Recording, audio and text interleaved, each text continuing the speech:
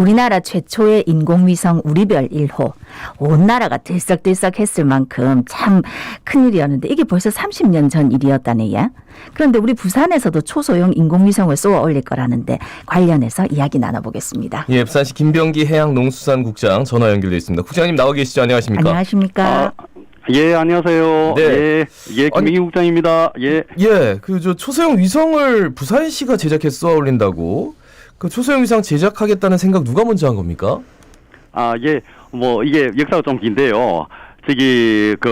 우리 영도에 공공기관 지방 이전으로 인해서 그 해양 관련 모든 기관들이 내려와 있지 않습니까? 그렇죠. 예, 그 중에서 우리 해양조사원도 내려와 있고 해양과학기술원, 그러니까 해양 분야의 카이스트라고 할 수 있죠. 우리가 키오스트라고 부르는데, 네네. 이제 거기서 천리안 위성을 운용하고 있어요. 그 천리안 위성은 우리 해상 관측도 되고 기후도 관측하는 건데요. 이제 그 데이터를 분석하고 있는데 거기서 이제 우리 부산시한테 앞으로는 민간 우주 시대가 열리니까 이게 부산시에서 먼저 한번 주도적으로 해봐라. 그러니까 부산이 해양 수도니까 이런 사업을 이제 주도적으로 기획을 해봐라고 이제 제의가 들어왔었고요. 예. 그런데 이제 그게 제의가 들어왔다 해서 바로 된 것은 아니고 저희들이 이제 우리 산하의 기술 이전 기관인 부산 테크노파크와 사업을 기획하기를 시작했어요. 네네. 그런데 이게 이제 이게 조건이 무르익었던 게 이게 우리 부산 단독으로 되는 게 아니거든요. 그렇죠. 예, 근데 이제 여러 가지 협업 기관들이 많이 생겼는데 한국천문연구원에서 요번에 다누리호 발사했잖아요. 네네. 그런데 거기에 편광 카메라라고 이제 특수 카메라가 있어요. 네. 그걸 세계 최초로 개발했거든요.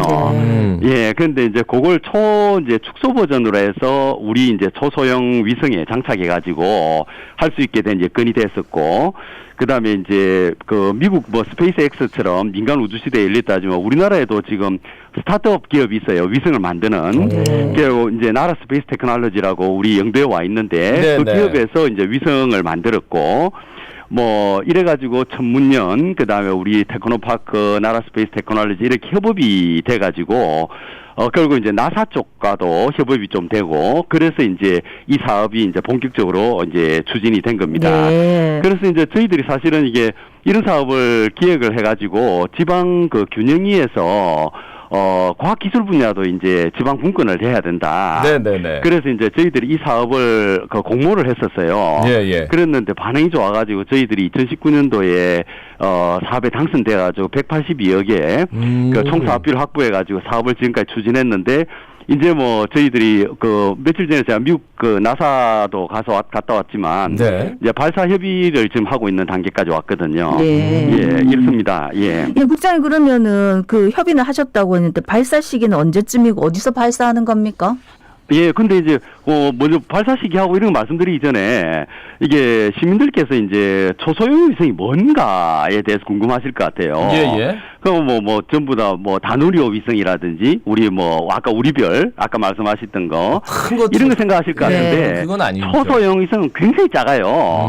이게, 그러니까 정육면체 박스라 생각하시면 되는데, 가로 20cm, 세로 20cm, 높이 30cm의 그냥 박스 하나라고 생각하시면 돼요. 그 안에 카메라가 장착돼 있고 통신시설과 저장시설 정도 돼 있는데 이제 보통 우리가 비행기가 지상에서 13km 정도에 떠 있고 지구하고 달까지 38만 킬로미터예요. 근데 이제 이 위성은 지상에서 한 567km에서 이게 돌거든요. 그러니까 이제 그리고 발사 제작비도 한 20억 원 정도 들고 발사비 20억 원 해서 한 40억 원이면 쏘아요. 그 미국은 이미 한 5천 대를 띄우고 있어요.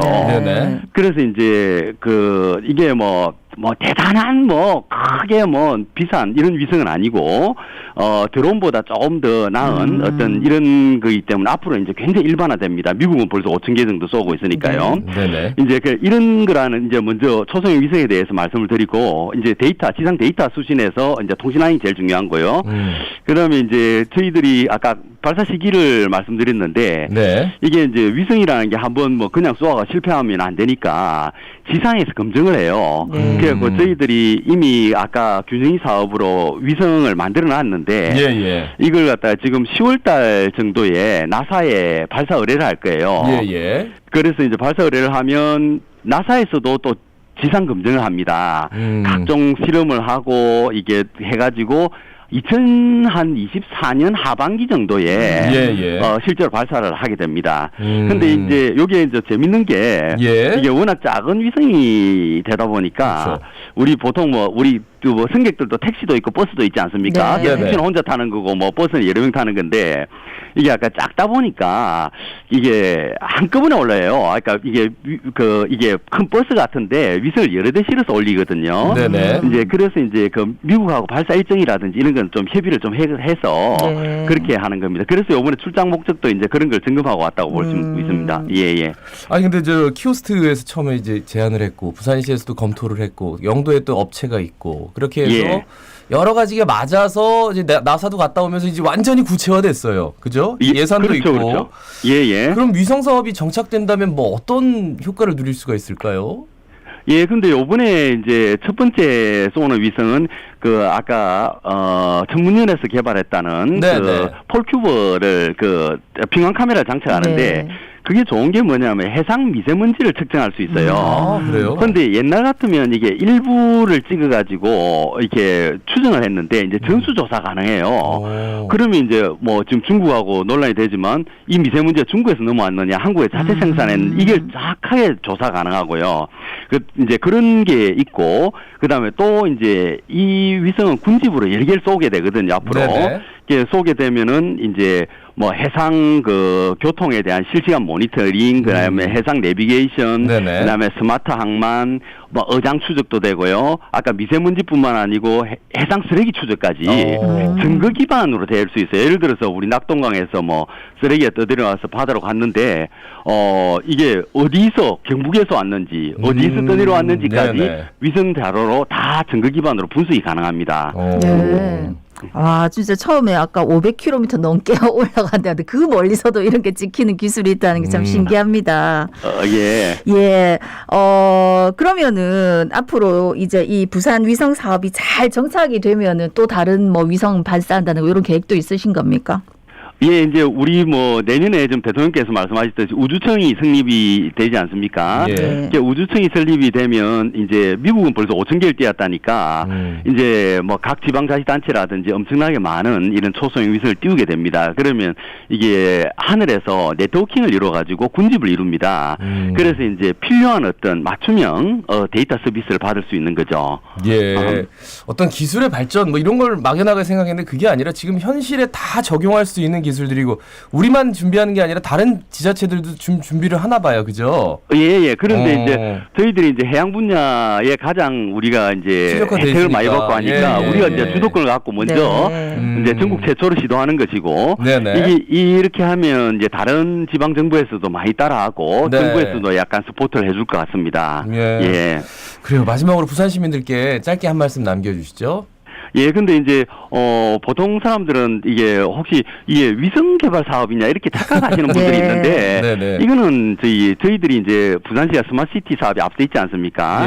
근데 이제, 그 4차 산업혁명, 그 다음 디지털 전환 원리와 똑같아요. 위성도 하나의 센서이기 때문에, 여기서 받은 데이터를 저희들이 분석해가지고 시민들이 필요로 하는 어떤 데이터를 제공하는 게 목적이거든요. 그래서 이제 저희들이 이제 그 디지털 전환을 이제 선도한다는 그런 목적도 있고요. 그다음에 아까 말씀드렸듯이 뭐 미세먼지라든지 해상 쓰레기 같은 거 이런 것을 해서 우리가 지금 2030 엑스포를 하는데 그 주제가 우리 세계의 대전환 더 나은 미래를 향한 향해이지 않습니까?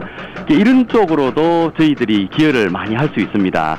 그리고 이제 무엇보다도 이제 우리가 늘 해양수도 하지만 저희들이 이제 이렇게 국장님 말씀 여기까지 듣겠습니다. 사업을 통해서 시민들한테 용기와 희망을 주고 싶어요. 고맙습니다. 국장이었습니다.